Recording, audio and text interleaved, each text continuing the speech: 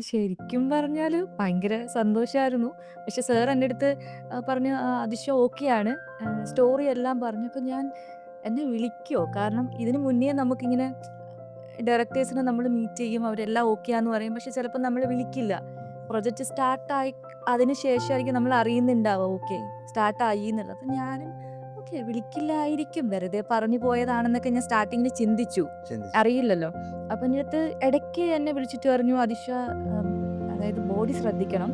വേറെ ഷൂട്ടിനൊക്കെ പോകുമ്പോൾ കാലൊടിയോ കൈ ഒടിച്ചോ ഒന്നും നിൽക്കരുത്" എന്നൊക്കെ പറഞ്ഞു. അപ്പം ഞാൻ ചോദിച്ചു, ഞാൻ ശരിക്കും സെലക്ട് ആയോ? ഉം. കാരണം എനിക്ക് വിശ്വസിക്കാൻ പറ്റില്ല. കാരണം ഇത്രയും വലിയൊരു പ്രൊജക്റ്റില് എന്നെ നായികയാക്കി സ്വാഭാവികമല്ലേ? കറക്റ്റ്. അപ്പൊ അതൊക്കെ കഴിഞ്ഞ് ഷൂട്ട് തുടങ്ങുന്നതിനൊരു എനിക്ക് തോന്നുന്നൊരു 4-5 ഡേയ്സിന് മുന്നേ സൈനു സാർ വിളിച്ചിട്ട് ഇങ്ങനെ പറയാണ്, "അതിഷ ഇന്ന സ്ഥലത്താണ് ലൊക്കേഷൻ, നാളെ തന്നെ വരണം" എന്ന് പറഞ്ഞു. അപ്പൊ ഞാൻ ശരിക്കും എന്നെ സെലക്ട് ചെയ്തു.